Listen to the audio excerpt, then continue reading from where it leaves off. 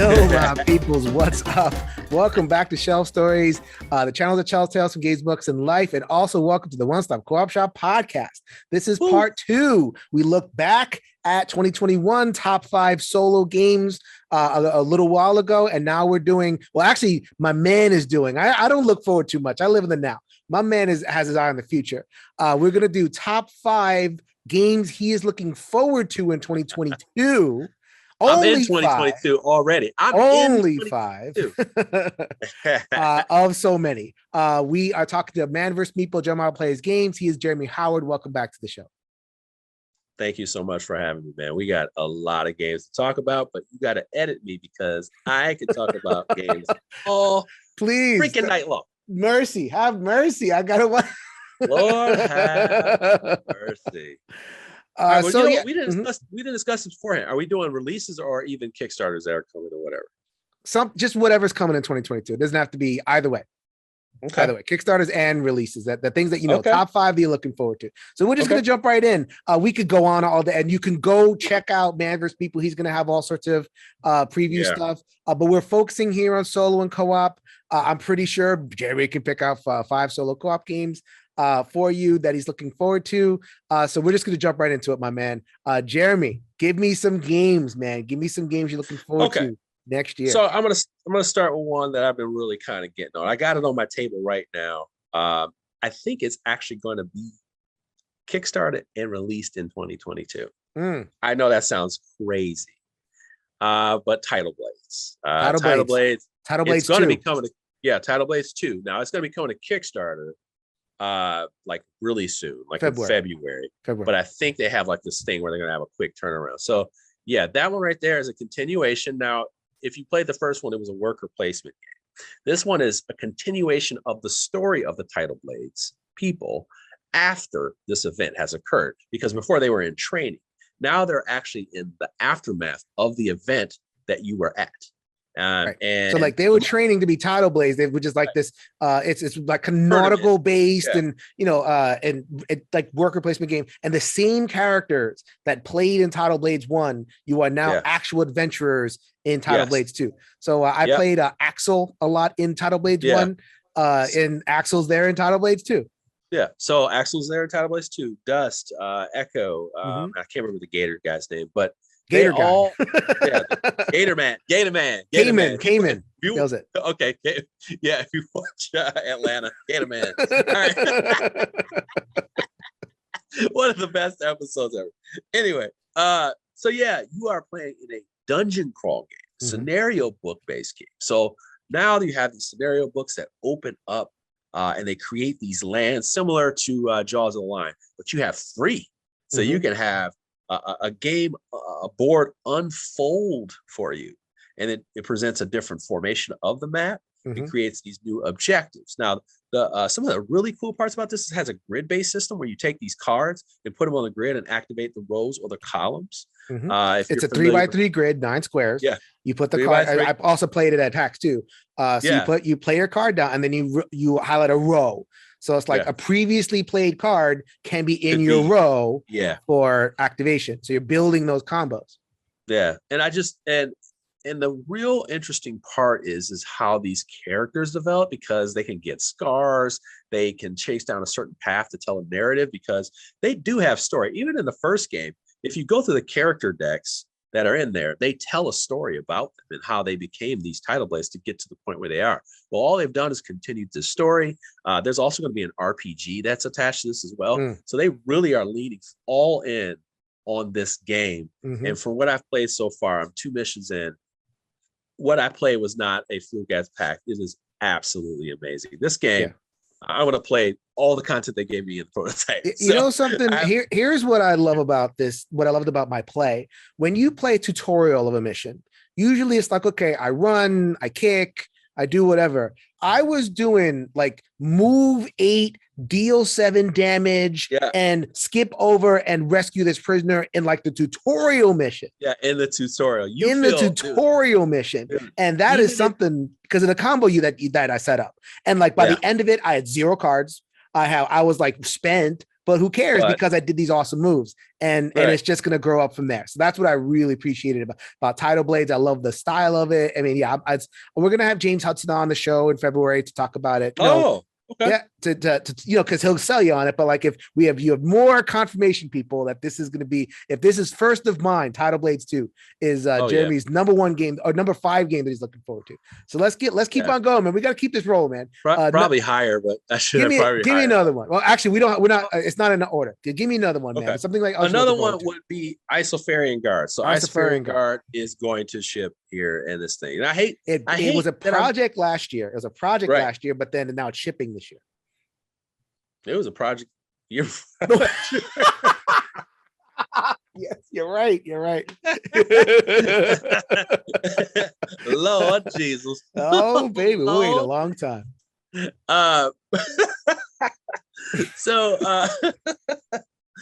So it's finally delivering. This is an adventure game. So this adventure game where you're kind of in like not in a Game of Thrones world, but it's like in that, it looks like that setting. Like northern, yeah. Yeah, it's cold. Cold, right? And you're going off and you're going on this adventure. It's got bag building elements to its combat. So it's like you're putting these different things in your stats, the things you fight with, they go into a bag. Your enemies also have a bag as well. The one thing I really just remember about it is this is something that I think will become more important in gaming is the foreteller app. Yeah, the narration. It was powerful. That's the best way I can say. It was powerful and memorable. How well it was done and implemented. Now, Madara did something similar where they had this nice little app that would read and stuff. Maybe it was just the voices that were irritating or whatever, but I find that this one, this is the first time I experienced the foreteller app, back when it was a prototype. And I was like, this is a game changer. I'm putting on my good headphones and I'm in. That was the thing. I'm in. That's a really good game. Should be really interesting what the final product is, but I'm looking at a pre-production copy, so we shall see how that pans out. But I'm very, very excited about it. We are going to have wall-to-wall coverage in the One Stop Co-op Shop of Isofarian Guard when it comes in. It's one of Steve's absolute games he's looking forward to. They're going to get together, Colin and Barrett and everybody. You're going to be plenty covered with Isofarian Guard. I think that was another game that I backed. I have no idea. And look at Jeremy kind of lubricating himself. Yeah, that's what I'm talking about. Got that scotch going, baby. Let's go. Yeah, that's right. So another one. Give me some more, man. Give me some more. I got 2022 right here. Here we go. Here it is.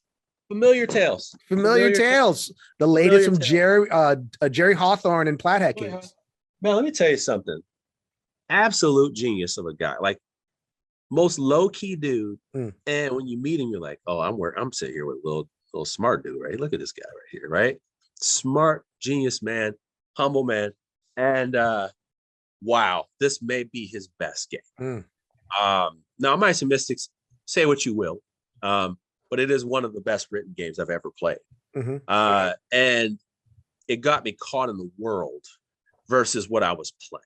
Sure. Then when we got to like Comanut, I think Comanut is what it is, but like he had all these different types of games that were, telling you stories, stuff, fables. They were fun.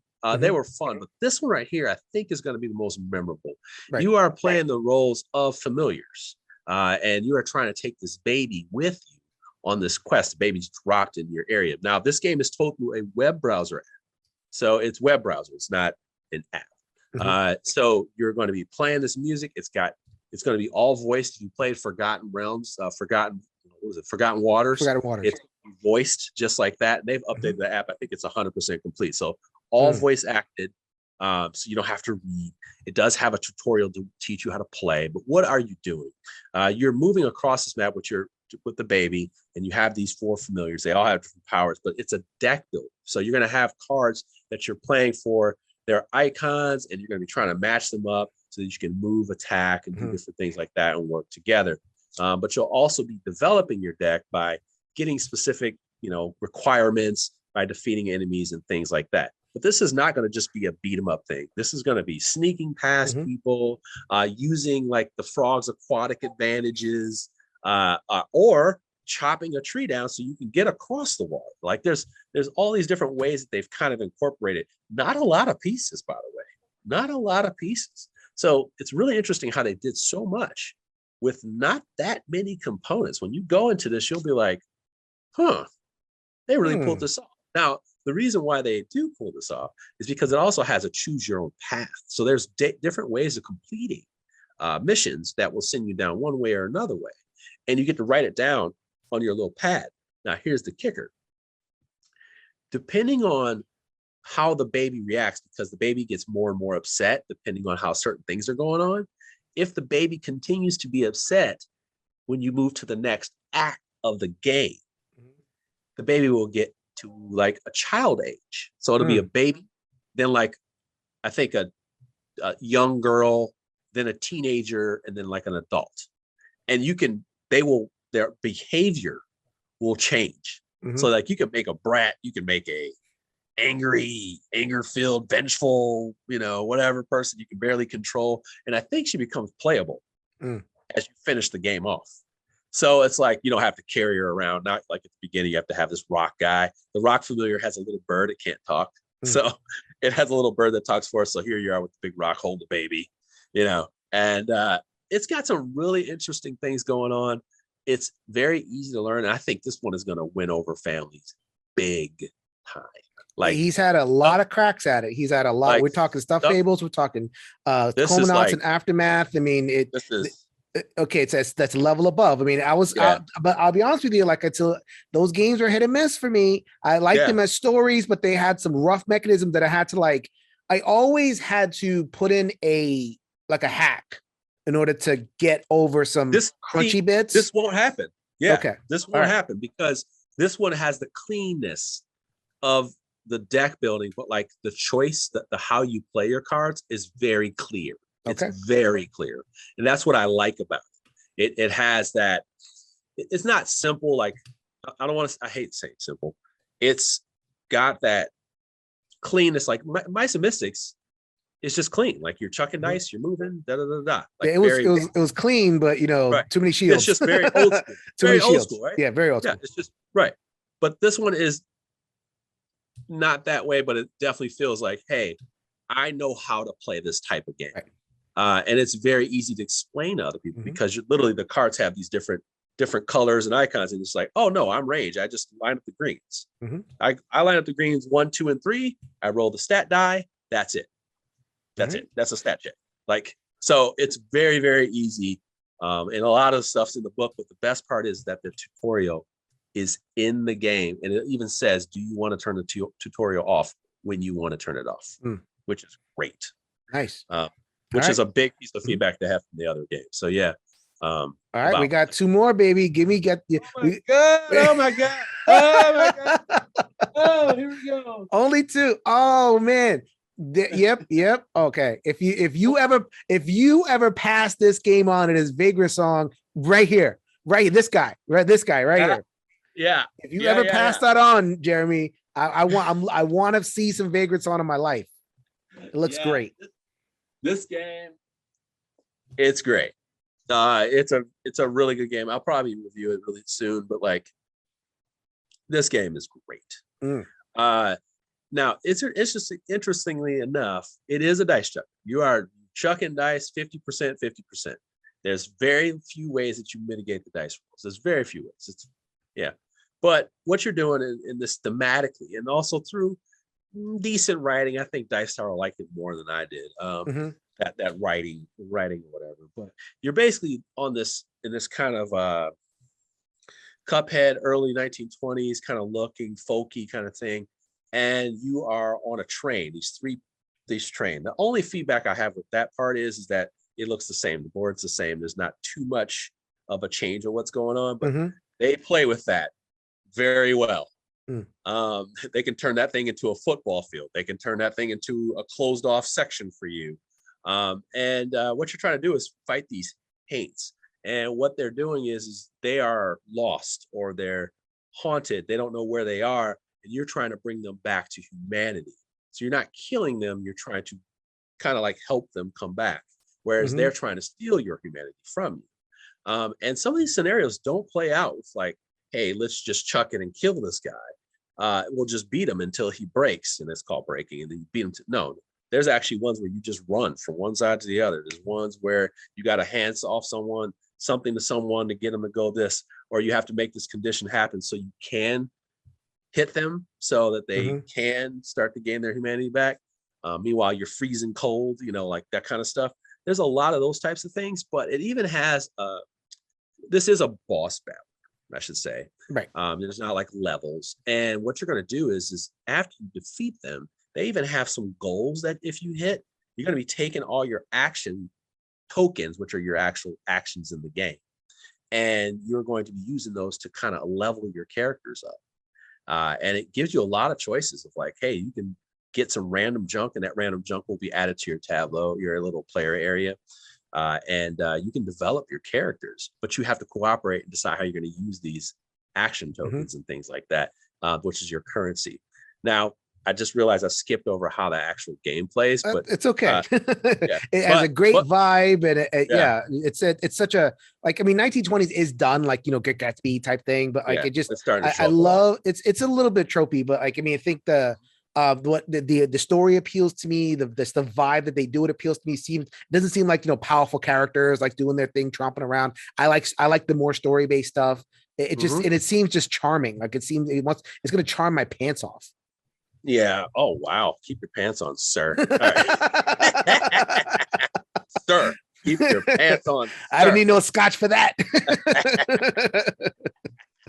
My God. All right. But we're doing the express train over here. So give me one more, man. One more you're looking for next year. Express train. I'm looking. I'm about to two-piece you, man. Hold on. I'm about to give you a two-piece. Because I don't think this game is readily available, and I just got it at PAX-U. This is the Treasure of Monte Cristo right here. The Treasure of Monte Cristo Island. Cristo Island. Yeah. So this one is, I think this is before. So like before, Monte Cristo. But like, so what you're trying to do in this game is you have a thief that's after you, and you're trying to build 4 campfires around the spots here. And you're trying to gather resources. You're doing this cooperatively, but you're doing it, and it's not like Robinson Crusoe thing, but you got to feed yourself and kind of keep resources at night. And you'll be walking around, and you'll have action points that move you from spot to spot to spot. What I found about this one that I liked a lot is you can play it solo with 1 or 2 characters and things like that. But I do like this puzzle that happened in this game with how you're gathering resources. And the thief will chase you down. It didn't feel like the most deterring thing. It didn't feel like it was a deterrent, but it definitely was enough to make you think it out. And I was really interested in this game. It stuck with me. I played it, and I was like, there's just something about it that's memorable. This is a cooperative 2 to 6. And if you play it with people, first of all, it plays up to 6. And it feels like everybody's incorporated. Like they feel like they're doing something, and not everybody's just telling everybody what to do. I watched that play out several times. And I was just like, wow, this actually feels more like an organic kind of multiplayer. Now this one right here. We got one more bonus. Mortem. There we go. Mortem Medieval Detective. Now, if you like just like escape room type games, it's not escape room, but if you like the detective, the card game, if you like detective, what's the name, the LA game, whatever, it's not gonna be exactly the same, but it's gonna be these cases that are in these boxes just like this. You only get 3. It's set up in a medieval time, and you are a detective. The cool part about this is it's just cards. It's just cards, and it tells you how to play the game through the cards. So, and it tells you how it plays out through the cards. So you have these different cards you're going to go into your deck to grab. There has been a new wave of these that I don't think has hit the US all the way yet. Like Arkham Noir is one of them, but like you have this card, you have Card Adventure, which is like, it's sort of like 7 Continent. And there's another game coming out. It's called Crime Zoo, where it's just one deck, small deck card game. I'm giving you bonuses like crazy right now, Jason. I asked for 5. That was my mistake. I should ask for 2. You should ask for 2. You would have given me. You have ignited me now. But this what a crime zoom is something to look up. It's going to be by Lucky Duck Games. It's a small deck of cards. It's not even this big. You lay it out, and it's a crime scene. The cards are a crime scene, and then the rest of the deck is like you going to different spots and asking questions based on the card that you flipped over. You go to that card, you go to that deck, and it may lay out another small location, dude. It's super slick. So this one is going to be really good as well. I haven't dug into all these cases yet, but this is some serious business type stuff. But man, check out that if you can. The crime zones, those decks are probably going to be like $10, just like Arkham Noir. Small decks that get it done, but like that'll be worth your $10 because you'll have like a nice little case that you can do on your own, especially if you don't like those like unlock games. You don't want to go that far. This one's like 30 minutes, $10. Yeah, so, unlock could take like all night, and the unlock is great, but you're in for a whole night. This one you just put in and out. So Jeremy has hit you up. Continue to follow this. We have just hit the tip of the iceberg, the tip of the tongue in terms of what's happening. I had to contain the fury of this man. But you know what? You know what? I had his time, so I figured why not? Well, whet the appetite for 2021 or 2022. This is the beginning of 2022 as we release the episode. So we are looking forward to a much better year for us personally, a much better year in society, and and a continued, excellent gaming. So Jeremy, thank you so much. Go ahead and give the sign off. I'll give you the floor once again. Hey, party people, 2022, new year, new days, new opportunities every day. Make the best of every day. It's okay to have one bad day, but try to make sure you don't repeat it. Just try to make sure you have the best day the next day. That's what I usually tell my wife. Thank you so much for your time. Thanks for digesting this content. Jason brings the good content. And hopefully you value it in his opinion. Hopefully you liked spending the time with me. Thank you so much for your time. I always appreciate that. And with that, party people, you take care. You have a wonderful day. See you next time on the One Stop Co-op Shop. Later, everybody. Yeah.